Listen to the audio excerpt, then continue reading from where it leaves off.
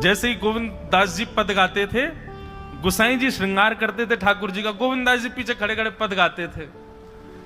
तो जैसे ही गोसाई जी श्रृंगार करते करते थोड़ा श्रृंगार लेने के लिए नेक दूर जाते, ठाकुर जी ऐसे खड़े खड़े नीचे से एक मोती उठाते, मोती उठा के ये मारते टक के गोविंद दास के सिर पे।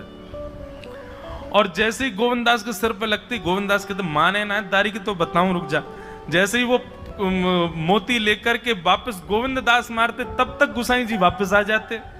और गोसाई जी के आते ही वो मोती ठाकुर जी की जगह गोसाई जी में जाके लग जाता। गोसाई जी कहते हे गोविंदा, तू ठाकुर जी को मोती मार रहा है।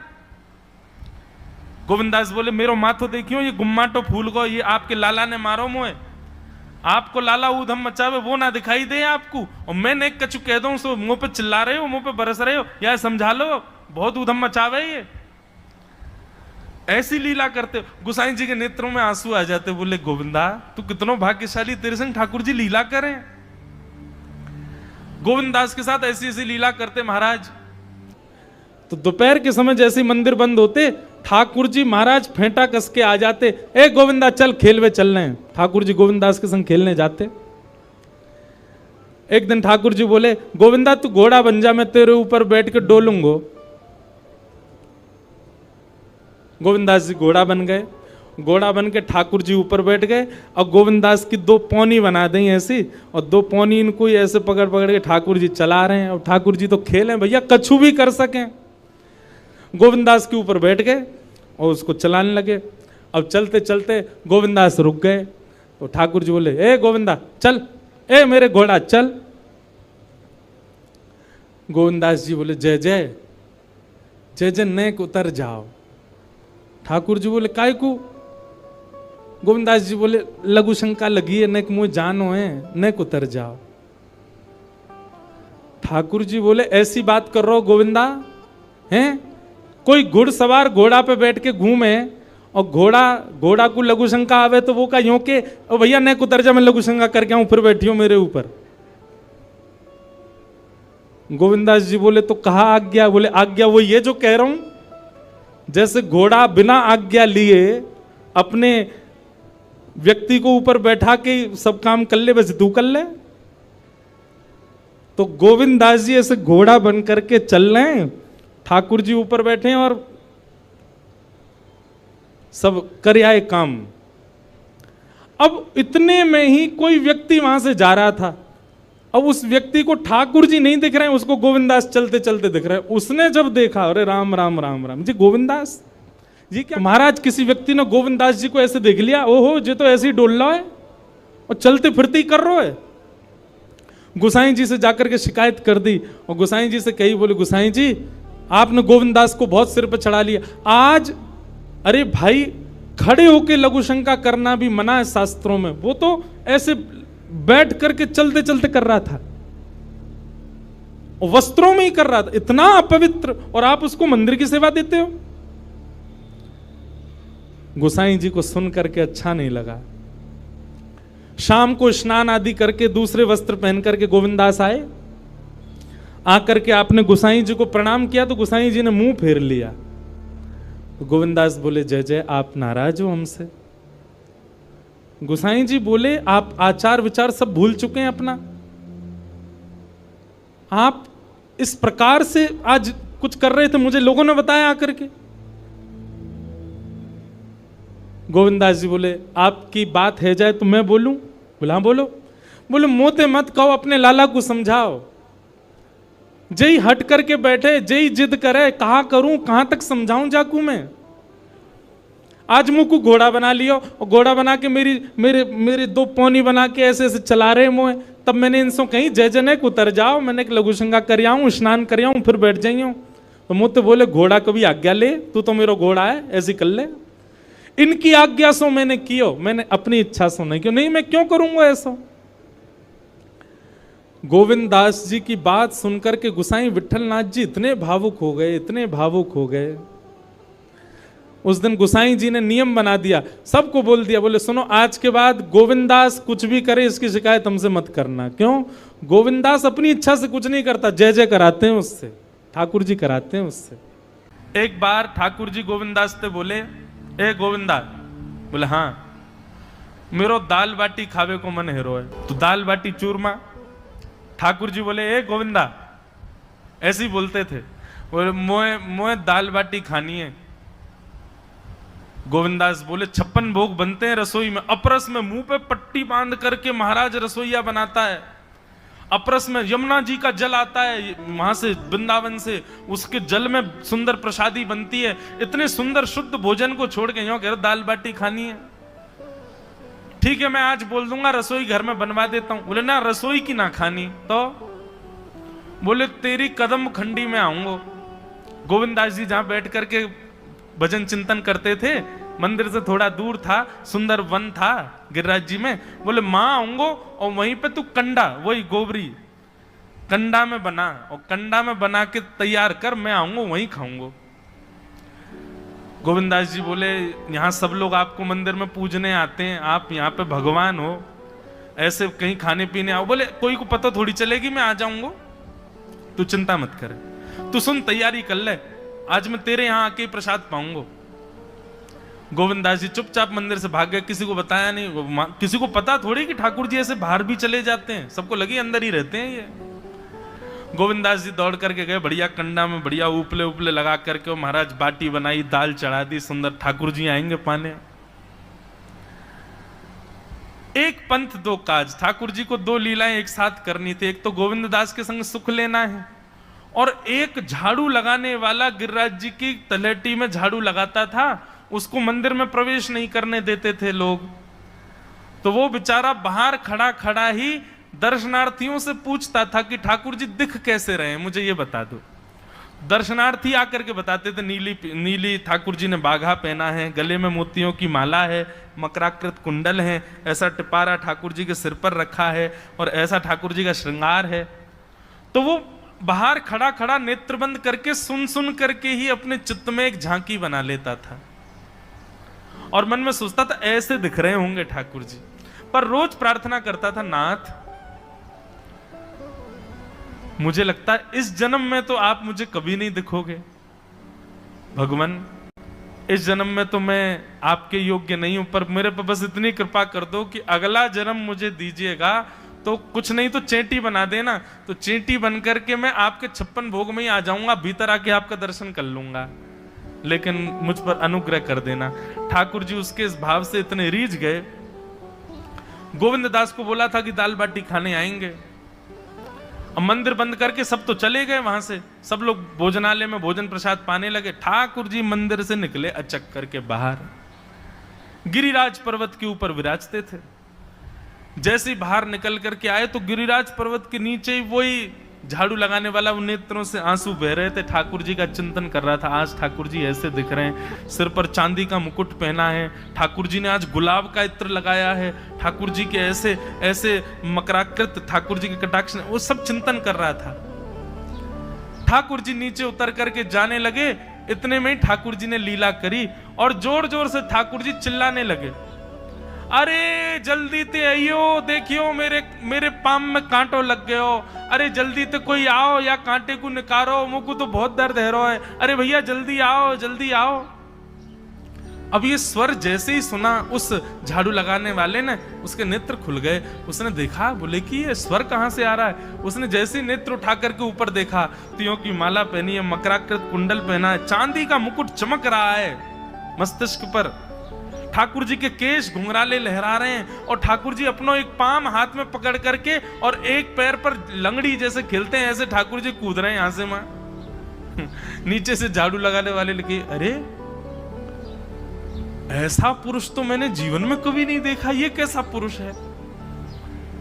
नीचे से ही ठाकुर जी को देखने लगा। अब स्वरूप उसको पता था, तो उसने कही ये जरूर ठाकुर जी होंगे, वहीं से प्रणाम करें। ठाकुर जी बोले प्रणाम कर रहा हूं, दारी के जल्दी ऊपर आ, कांटो लगो मेरे पाम में, या को निकार। बोलने लगा, बोले मैं ऊपर नहीं आ सकता, गुसाई जी मारेंगे, सब लोग डांटेंगे मुझे। अरे नहीं गुसाई जी ऐसा कुछ ना कहें, ये सब तो बाहर के लोगों ने नियम बना दिए, मैं तो सबसे मिलूं, तू आजा जल्दी ऊपर। जैसे ही ऊपर गया, ज्यों-ज्यों ठाकुर जी के समीप जाए, त्यों-त्यों उसके नेत्र सजल होते जाएं। ठाकुर जी के बिल्कुल समीप पहुंच गया, भगवान बोले देख काई को रो भैया, जल्दी कर, मेरे पाम में कांटो लगो या को निकार। जिन चरण कमलों के स्पर्श के लिए सदा लक्ष्मी लालायित रहती है, ठाकुर जी ने उसकी गोद में अनायास अपने चरण रख दिए। बोले जल्दी कांटो निकार, कांटो लग गो मेरे पाम में। अब वो ठाकुर जी के सुंदर तलवों को अपने हाथ से ऐसे देख रहा है, ढूंढ रहा है कहां कांटा लगा है, कहीं उसको कांटा मिल गया। अब इतने कोमल चरण ठाकुर जी को, उसके नेत्रों से आंसू भी गिरते जा रहे हैं, भाव विह्वल होता जा रहा है। मेरे सौभाग्य की सराहना, ठाकुर जी के इतने समीप। कांटा निकालने के लिए बार बार अपने अंगूठे से खींचे, लेकिन कांटा नहीं निकले।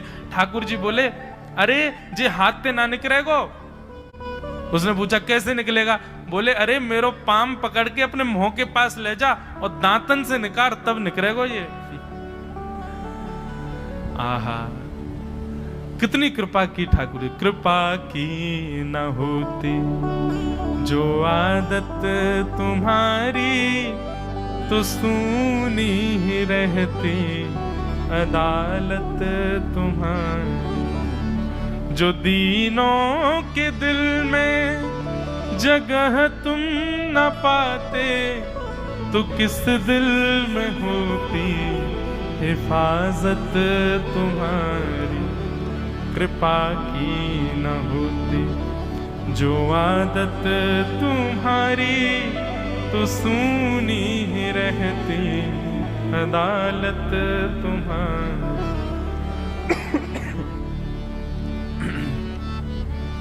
कितनी कृपा। उसने कांटा निकाला मुख से। ठाकुर जी बोले अब चल, मुंह से चलो ना जा रहा। गोविंद दास ने अपनी कदम खंडी में दाल बाटी बनाई है, मुंह ले चल वहां पे। बोला कैसे लेके चलूं? बोले तेरे कंधान पे बैठ जाऊंगा मैं। और ठाकुर जी ने अपने दोनों पांव ऐसे लटका लिए उसके यहाँ पे, और सिर पकड़ करके उसके ऊपर ही बैठ गए। बोले चल ले चल मुंह को। वो तो महाराज बेहोशी सी हो रही है, उसको विश्वास ही नहीं हो रहा ठाकुर जी मेरे संग इतनी बड़ी लीला कर रहे हैं। गोविंद दास की कदम खंडी में पहुंचने से पहले उस बालक ने ठाकुर जी गोविंद दास जी मुंह बहुत मारेंगे, अगर उनको पता चल गई मैंने आपको छू लिया है तो मुंह बहुत डांटेंगे। आप एक काम करो, अब यहां से आप पैदल चले जाओ, मैं यहीं खड़ा हूं। ठाकुर जी बोले यहीं खड़ो रही हो, तेरे काजी दाल बाटी लेके आऊंगा मैं। ठाकुर जी पहुंच गए गोविंद दास के पास। आहा, जो ठाकुर जी अचल दिखते हैं सबको मंदिर में, वो सचल दिखते हैं गोविंद दास को। कितनी बड़ी कृपा। गोविंद दास के यहाँ ठाकुर जी पहुंच गए, और पहुंच करके ठाकुर जी बोले चल गोविंदा जल्दी खवा, मुझको तो बहुत जोर की भूख लगी है। गोविंद दास बोले हाँ हाँ विराजो। सुंदर व्यवस्था कर दी। ठाकुर जी बैठ गए, और बैठ करके सामने पत्तल पर महाराज बाटी रखी, दाल रखी, चूरमा रखी, चटनी रखी, सब बढ़िया सुंदर सजा दी। अब ठाकुर जी पा रहे हैं, प्रेम से पाते जा रहे हैं, और पाते पाते बीच में गए और ला, और जल्दी ला, भूख लग रही है मुझको। गोविंदास बोले पहले इनको तो खा लो। अरे ना है तू जाने ना है मंदिर में मेरो भूख कैसे लगे? थाली में 2 रोटी और ये सब्जी, इनते मेरो पेट थोड़ी भरे। मेरे सामने तो सबरी सामग्री धर दो, मेरो जो मन होगा मैं उठा उठा के पाते जाऊंगा। अरे गोविंदा जल्दी लेके आ। अब गोविंद दास जी पीछे मुड़ करके बढ़िया सुंदर बाटी वाटी सेकें। इतने में ठाकुर जी क्या करें, एक बाटी तो खा जाएं और दूसरी बाटी उठा के अपनी जेब में धरते जाएं। वो संग आयो वाक्य काजी लेके जानी है। अब तुम्हारा ठाकुर जी खाते जाएं, भरते जाएं, खाते जाएं, भरते जाएं। गोविंद दास बोलो ठाकुर जी ये तो मैं मानूं कि आपकी खुराक बहुत है, पर इतनी ज्यादा है ये मुझको विश्वास नहीं है रहा है। क्यों हैं? 56 बाटी खा गए हो अब तक आप? अरे कोई तुकना है, पेट है कि समुद्र है, कुआ है, कहा है आपको? ठाकुर जी बोले अच्छा दारी के ऐसे बोले, चलो जाऊंगा मैं। अरे नहीं जय आप तो पाओ। ठाकुर जी तो जेब में भरते जा रहे थे। अब ठाकुर जी का पेट भर गया। ठाकुर जी बोले चल भैया गोविंदा अब पेट भर गया, नेक देर हम एक पेड़ के नीचे बैठ के नेक सुस्ताए लें, फिर बाकी बाद मंदिर में जाएंगे। 4 बजे मंदिर खुल जाएगा, दर्शन देने। जैसे ही ठाकुर जी खड़े भये महाराज, सोई उनकी पीतांबरी फैल गई। पीतांबरी फैली। गोविंदास बोले जय ये बाटी खाए के आप इतनी जल्दी मोटे कैसे है गए? ये पेट आपको है तो सही, लेकिन ये इतना चौड़ो कैसे है गो? और पेट कोई खावे तो वो आगे की तरफ निकल रही है, ये कोने में कैसे निकल रहा है? ये दोनों तरफ पेट बाहर कैसे आ रहा है आपको? ठाकुर जी बोले ना कछु ना कछु, नहीं नहीं नहीं दिखाओ। अब तो महाराज गोविंददास ने पकड़ के जैसे ही पकड़े तो अंदर से बाटी निकल आई। जे बाटी कौन के काजे भर के ले जा रहे हो? सही सही बताइयो लाला, कौन के काजे? कोई और सखा बना लियो तुमने मेरे अलावा? गोविंददास जी बाहर गए, बाहर जाकर के देखा तो एक वृक्ष के पीछे वो झाड़ू लगाने वाला बैठा था। अच्छा, तो अब जे आपको सखा बन गए, जे आपको मित्र है गयो, या के काजे बाटी भर के ला रहे हो? ठाकुर जी कहे अच्छा अरे भैया ठीक है, अब तू सबंत कह मत दियो कि मैं या के संग आयो, या के संग खेलूं। अरे बेचारो बड़ो प्रेम करे मोते, ये भूखो बेचारो, मैंने सोची या के काजे बाटी ले चलूं। गोविंददास जी के चित्त में एक क्षण के लिए तो ये भाव आ रहा है कि ठाकुर जी कितने प्रेमी हैं, लेकिन बाहर से कैसा दिखा रहे हैं? बोले स्वयं ने इतने सारे ग्रंथ निर्माण करा दिए, 4 वेद लिखवा दिए, उन पुराणों में शुद्धि, पवित्रता, अपरसता सबके इतने नियम बना दिए, और खुद क्या कर रहे हो? हैं? कोई के सिर पर बैठ के घूम रहे हो, कहीं जा रहे हो, कछु भी खा रहे हो? ठाकुर जी बोले अब ये सब नियम तो मानवन के लिए है ना, हम तो जय जय हैं, हम थोड़ी करेंगे इन नियमन को। बोले चुपचाप चलो और आचमन करो, शुद्धि करो, तब जाइयो मंदिर में। वहीं गोविंद कुंड के पास में गोविंददास जी ने जबरदस्ती ठाकुर जी बैठा दिए। बोले हाथ में जल लो। ठाकुर जी जल लेकर के बैठे, बोले अब करो अपवित्र पवित्रो वा सर्वावस्थांगतो पिवा। ठाकुर जी आचमन कर रहे हैं, अपनी पवित्र कर रहे हैं ऊपर से लेकर नीचे तक। इतने में ही गोविंददास बोलते बोलते बोलते बोलते पीछे के गए और ठाकुर जी की पीठ पे जाकर के एक धक्का दियो महाराज, पूरे ठाकुर जी डुबा दिए कुंड में। ठाकुर जी पूरे ऊपर से नीचे तक भीज गए। ठाकुर जी बोले दारी के तेरी शिकायत करूंगो, गुसाई जी तो कहूंगो तू ऐसे करे मेरे संग।